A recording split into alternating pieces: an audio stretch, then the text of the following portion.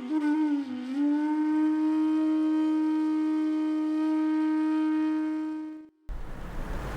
વૈષ્ણવ ઘણો બધો સ્નેહ અને દયાનો ભાવ અમારા ગોસ્વામીઓ પ્રત્યે જાગી ગયો છે કે જે તમારી હવેલીઓના ધંધાકી સેવામાં અમે ભેટ ના આપીએ તો તમારું રોજી રોટી કેવું ચાલે? અરે ભૂખા મરશું તો શું વાંધો છે? વાંધો શું છે? આટલા બધા બ્રાહ્મણો છે, બધા કઈ મરી જાય છે ભૂખા? તે અમે જેના ચરણમાં લક્ષ્મી હોય તે ભૂખા મરી જશે? વૈષ્ણવને દયા ભાવ જાગી ગયો છે મહારાજ ઉપર. બિચારા ક્યાં જાય મહારાજ ધંધો ન કરે તો? દયા ભાવ જાગી ગયો છે કે પોતાનામાં કે અમને સેવા શીખવી ક્યાં મળે? અરે ખરેખર જો સેવા શીખવી હોય તો મુખ્ય ભીતરિયાઓને કાઢો, વિષ્ણુને અંદર નવડાવો, આનંદથી સેવામાં નવડાવો, સેવાય શીખવાડો, સેવાય કરાવો. એ તો બધા અબડાઈ જાય છે વૈષ્ણવો તો. કોઈ ભળી શકતા જ નથી સેવામાં. બહારથી રહીને તમે કેટલું જોઈ શકો? હું અવારનવાર એક વાત કહું છું, પાડોશીની બારીમાં તાકવું એના કરતા પરણી જવામાં શું વાંધો છે? વાંધો ક્યાં પડ્યો તમને કે ના પરણવું નથી, પાડોશીની બારીમાં તાકવું છે? અરે ભાઈ શા માટે તાકો છે યાર? તમે પરણી જાઓ ને. પરણવું નથી કેમ કે ભાંજગળ ગલે કોણ બાંધે? મેઘ, ભોગ, રાગ, શૃંગાર, મરજાદ, મેંડ બહુ ભાંજગળ ગળે પડી જાય. મહાપ્રભુજી એવું નથી કહ્યું, નથી કહ્યું. મહાપ્રભુજીની સ્પષ્ટ આજ્ઞા છે, સેવા કેટલી કરવી? સેવનમ સ્વયોગ્યાનુસારેણ, જેટલી તમે કરી શકતા હો તે સાચી સેવા. જે તમે કરી નથી શકતા, હશે સેવામાં, હશે સેવામાં એ બધા વિધિ વિધાનો, પણ આપણે ગાર્ડનમાં મોર્નિંગ વોક કરવા જઈએ કે ઇવનિંગ વોક કરવા જઈએ, કેટલા ચક્કર મારવા? કેટલા ચક્કર મારવા? કોઈ બતાવી શકે કેટલા ચક્કર મારવા? અરે જેટલા મારવાથી તમારો સ્વાસ્થ્ય સારો રહે તો એટલા ચક્કર મારવા. બહુ વધારે મારશો ને તો તમારે ની પ્રોબ્લેમ થઈ જશે. અમારે ત્યાં એક બ્રહ્મચારી જે આવતા હતા, હું નાનો હતો ત્યારે, એમણે મને કહ્યું કે એક વખતે એવું થયું કે એમને, નાના હતા એ પણ બ્રહ્મચારીજી, તે વખતે એમને એવી ફિતુર જાગી, કોઈ કે ઊંઠા ભણાવી દીધા એમને કે આ સૂર્યમાં આટલી ચમક દમક કેમ છે? કેમ કે ચક્કર મારતો રહે છે. તે બનારસના હતા. એમને બનારસની પરિક્રમા શરૂ કરી. 4, 5, 6, 15 પરિક્રમા કર્યા પછી માંદા જ પડી ગયા. આટલી બધી પરિક્રમા ન થાય ભાઈ સાહેબ. ન માંદા પડતા હોય તો માંદા પડી જવાય. એટલે તેજ વધવાની તો વાત દૂર રહી, તેજ જે હતું તે ઘટી ગયું. એટલે સેવનમ સ્વયોગ્યાનુસારેણ અલ્પમ બહુવા ન પ્રયોજકમ. પણ આપણે ખોટા ખોટા માપદંડો બનાવી લીધા છે કે આટલી તો સેવા કરવી જ, આટલી તો સેવા કરવી જ, આના વગર તો સેવા થાય નહીં. પણ તમે 84 વૈષ્ણવ વાંચો, તમે 252 વૈષ્ણવ વાંચો, એમના જ તો નિધિઓ આજે અમારે ઘેર બિરાજે છે. એમાંથી એવા કેટલા વૈષ્ણવો હશે કે જે આજે જે વર્તમાન કાળમાં હવેલીમાં જે સ્તરથી સેવા કરવામાં આવી રહી હોય તે સ્તરની સેવા કરતા હોય? હું બોલું તો ગુનેગાર, આય બોલે તો આય ગુનેગાર. 84 વૈષ્ણવ તો ગુનેગાર નહીં કે નહીં? વાંચો ને વાર્તા, કેટલી સેવા કરતા હતા. એમના નિધિઓ તો બિરાજે છે ને બધે ઠેકાણે. એ લોકો મહાપ્રભુજીના સિદ્ધાંતને અનુસરીને સેવતા હતા જેટલું એમનાથી શક્ય હોય. એટલે તો આપણે ત્યાં વાર્તામાં આવે છે કે ચમચા ધરવાની પણ સગવડ નહોતી એટલે દાંતણ ધરતા હતા. તો આપણે સ્કેલ સમજી શકીએ. આજે તમારામાંથી કયો એવો દરિદ્ર હશે કે ઠાકુરજીની સામગ્રી ધરે એમાં ચમચા ન સાજી શકે? કોઈ હાથ ઉઠાવો. એવો દરિદ્ર તો કોઈ નહીં હોય. એ દરિદ્રતામાં પણ સેવા કરતા હતા કે નહીં?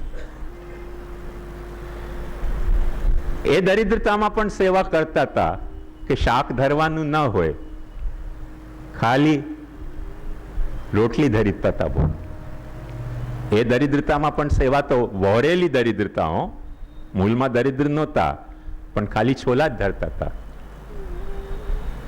એ તો એવા દરિદ્ર નહોતા, એમના તો રાજા મહારાજાઓ યજમાન હતા, પણ એમાં પણ સેવા નિભાવતા હતા કે નહીં? અને કોઈ દિવસે ઠાકોરજીએ કમ્પ્લેન્ટ કરી, કોઈ દિવસે ઠાકોરજીએ કમ્પ્લેન્ટ કરી યશોદાજીને જઈને કે આ પુષ્ટિ માર્ગના નામે મને છોલા ધરવામાં આવે છે, કાચી રોટલી રાખવામાં આવે છે, સામગ્રીમાં દાંતણ ધરવામાં આવે છે, તો ભોગ સિંગાર યશોદા મૈયા મોએ વિઠ્ઠલનાથ કે હાથ કો ભાવે, તાતે મને પાછા ત્યાં પધરાવો કરી? ઓન ધ કોન્ટ્રરી, વાર્તામાં એવું આવે છે કે જ્યારે મથુરાધીશ ઘેરે પધાર્યા બાળકોને, ત્યારે બધી જ સામગ્રીઓ ધરી તો એ મથુરાધીશજીના મુખારવિંદ ઉપર એ ઉમળકો નહોતો. અને શ્રી ગિરધરજીએ વિનવ્યું કે કેમ આપના મુખારવિંદ ઉપર ઉમળકો નથી? એમણે કહ્યું છોલાની યાદ આવી રહી છે. તો આપણો ઠાકોરનો સ્વરૂપ કયો અને આપણે કેવું સમજ્યા? આપણે કેવું સમજ્યા એ સ્વરૂપને? ઠાકોરનો સ્વરૂપ કેટલો સહજ પ્રીત ગોપાલ લહી ભાવે જેવો હતો, અને આપણે એ સેવાને, એ શણગારને, એ રાગને, એ ભોગને કેટલી અસહજ બનાવી. અને કોઈ પણ વસ્તુને જ્યારે આપણે અસહજ બનાવીએ ને, ત્યારે પછી નેચરલી એવું થતું હોય છે કે પોતાનાથી નપતી નથી. સહજ હોય ને તે તમે સહજ રીતે નભાવી શકો, જે સહજ ન હોય તેને તમે સહજ રીતે નભાવી ન શકો, એટલે પછી ગામથી ભિખારી વેળા કરવા પડે. હવે જો ગામથી ભિખારી વેળા કરવા પડતા હોય, એમાંય વાંધો નથી, જરાય વાંધો નથી. વાર્તામાં જોશો તો ઘણા ભીખ માંગનારાઓ પણ સેવક હતા, પણ એ ભીખમાં અને આજની ભીખમાં જે મૌલિક અંતર પડ્યું કે પેટના નામે ભીખ માંગતા હતા, આજે પુષ્ટિમાર્ગ ઠાકોરજીના નામે ભીખ માંગતો થઈ ગયો. કિમાસનંતે ગરુડાસનાય કિમ ભૂષણમ કૌસ્તુભ ભૂષણાય લક્ષ્મી કલત્રાય કિમસ્તિ દેયમ વાગીશ કિંતે વચનીયમ અસ્તિ કહેનારો પુષ્ટિમાર્ગ આજે ઠાકોરજીના નામે ભીખ માંગે. એટલે મારે ધોલ લખવી પડી, શ્રી વલ્લભ મને ઠાકોરજી નથી થવું, કોઈ ભજે ના હવે પુષ્ટિના ભાવથી સિદ્ધને ઠાકોરજી થાવ. તકલીફ સમજો, આપણે સિદ્ધાંત ન સમજ્યા. તમારી લાચારી છે. મને એક બાળકે પોતે કહ્યું કે આપના સિદ્ધાંત જે આપ કહી રહ્યા છો, મેં કહ્યું ભાઈ હું કહી નથી રહ્યો, મહાપ્રભુજી કહ્યા છે. બોલે હા મહાપ્રભુજી જ કહ્યા છે, વાત અમને માન્ય છે, પણ 2-3 પેઢી અમારો ધંધો બીજો સરખો ન ચાલે, ઓચિંતું આપ સેવાના ધંધાને છોડવાની કહો તો જઈએ ક્યાં? અમે ઘરગરસ્તીના આચાર્યો છે, કંઈ સંન્યાસી તો આચાર્ય નથી. ખરેખર હાર્ટ એટેક ના આવ્યો તે વખતે મને ખબર પડી કે મારો હાર્ટ મજબૂત છે, મજબૂત છે મારો હાર્ટ. હાર્ટ એટેક આવવો જોઈતો હતો. આઈ વિશ કે તે દિવસે આવ્યો હોત મને હાર્ટ એટેક. ન આવ્યો. પણ મૂળ મુદ્દાની વાત સમજો કે ષોડશ ગ્રંથો બધા જો મહાપ્રભુજીએ વૈષ્ણવો માટે બનાવ્યા હોય અને બાળકો માટે ન બનાવ્યા હોય, થોડાક માનવા માટે એ વાત માનીને ચાલીએ તો એક વાત તો ચોક્કસ છે કે શિક્ષા શ્લોકી મહાપ્રભુજીએ બાળકો માટે જ બનાવી છે. અને એમાં જે જુલાબ આપ્યો છે એવો તો ષોડશ ગ્રંથમાંથી કોઈમાં જુલાબ નથી આપ્યો મહાપ્રભુજીએ. પેટ સાફ જ થઈ જાય. પાઠ કરો તો પેટ સાફ થઈ જાય એવો જુલાબ મહાપ્રભુજી આપ્યો છે. અને એ જુલાબ શું છે? યદા બહિર્મુખા યુયમ ભવિષ્યત કથંચન તદા કાલ પ્રવાહસ્થા દેહ ચિત્તા દયોપ્યુત સર્વથા ભક્ષયિષ્યંતિ યુષ્માનિતિ મતિર્મમા. કોને કહેવામાં આવ્યું છે? એક વાત ધ્યાનથી સમજો. શ્રી ગુસાઈજી એવા નહોતા, શ્રી ગોપીનાથજી એવા નહોતા. જ્યારે મહાપ્રભુજી અનશન વ્રત કરીને ગંગા કાંઠે હનુમાન ઘાટ ઉપર બિરાજ્યા હતા ત્યારે શ્રી ગુસાઈજી ગોપીનાથજી પધાર્યા ત્યાં અને એમને વિનવ્યા મહાપ્રભુજીને કે અમને ઉપદેશ આપો, ત્યારે મહાપ્રભુજી આ સ્ટ્રોંગ વર્ડેડ ઉપદેશ આપ્યો છે કે જ્યારે તમે બહિર્મુખ થશો કોઈ પણ રીતે, તદા કાલ પ્રવાહસ્થા દેહ ચિત્તા દયોપ્યુત, ત્યારે કાલ કૃષ્ણ પ્રવાહ, કૃષ્ણના ભક્તિના પ્રવાહમાં વહેવાના ઠેકાણે તમારા દેહ, ઇન્દ્રિય, પ્રાણ, આત્મા બધા કાલના પ્રવાહમાં વહેવા માંડશે. અને જે દિવસે વહેવા માંડશે ત્યારે કાલનો અજગર તમને નીકળી જશે. સર્વથા ભક્ષયિષ્યંતિ યુષ્માનિતિ મતિર્મમ ન લૌકિક પ્રભુ કૃષ્ણો મનુતે નૈવ લૌકિકમ. મેં કોઈ દિવસે કૃષ્ણને લૌકિક સ્વામી માનીને સેવા નથી કરી કે તેના નામે આપણે ભંડોળ ભેગું કરીએ, કે તેના નામે આપણે સેવાના ક્લાસીસ ચલાવીએ. સેવાના ક્લાસીસ ચલાવો ને, કોણ ના પાડે છે? એક વિડીયો બનાવી લો, 12 મહિનાની એક સરખી વિડીયો બનાવીને વેચો ને. ઠાકોરજીને તો ન વેચો, વિડીયો વેચો. ચાલો, આપણે ઠાકોરજીને વેચીએ છીએ, શરમ નથી આવતી.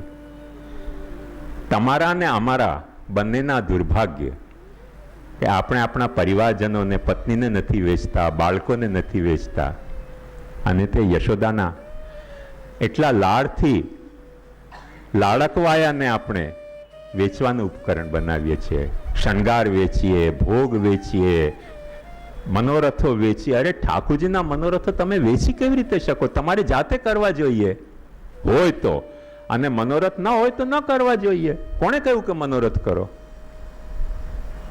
કોઈ મહારાષ્ટ્રીય વહુજી વેચી હોય કે બેટીજી વેચી હોય મને આજ સુધી સાંભળવામાં નથી આવ્યો કે અમારે વહુજીના મનોરથ કરવા છે, બહુ સારા શણગાર ધરાવવાના, અને બહુ સારી સાડી ધરાવવાના, અને એમના કાશ્મીર ફરાવવાના, અને હિલ સ્ટેશન ઉપર ફરાવવાના મનોરથ, એટલે વહુજીને વેચો. કોઈ કહ્યું? કોઈ વૈષ્ણવે પોતાની પત્ની કે દીકરીને વેચી છે? આપણે ઠાકોરજીને વેચતા થઈ ગયા. રેટ ફિક્સ કરવામાં આવે છે. આના એટલા, આના એટલા, આના એટલા, આના રૂપિયા એટલા, આના રૂપિયા એટલા. માથું નમી જાય. શરમથી માથું નમી જાય, શરમથી માથું નમી જાય. અને તમને ધંધો કરવો હોય ભગવાનનો તો આનંદથી કરો ધંધો. એટલીસ્ટ એને પુષ્ટિ માર્ગ તો નહીં કહો. મહાપ્રભુજીને નહીં સંડો. મહાપ્રભુજીએ એવું નહોતું ધાર્યું, મહાપ્રભુજીએ એવું માન્યું નહોતું કે મારા સંપ્રદાયની આવી દુર્ગતિ થશે. તમને ઘરમાં સેવા કરવામાં શું વાંધો પડી ગયો? વાંધો જે ઊભો કરવામાં આવ્યો છે અપરસનો, એક વાત ધ્યાનથી સમજો. જે અપરસનો વાંધો ઊભો કરવામાં આવે છે કે તમારાથી અપરસ નથી નપતી, તો ભાઈ એક વાત સાફ સમજો કે આજે અપરસ અમારાથી ક્યાં નભે છે?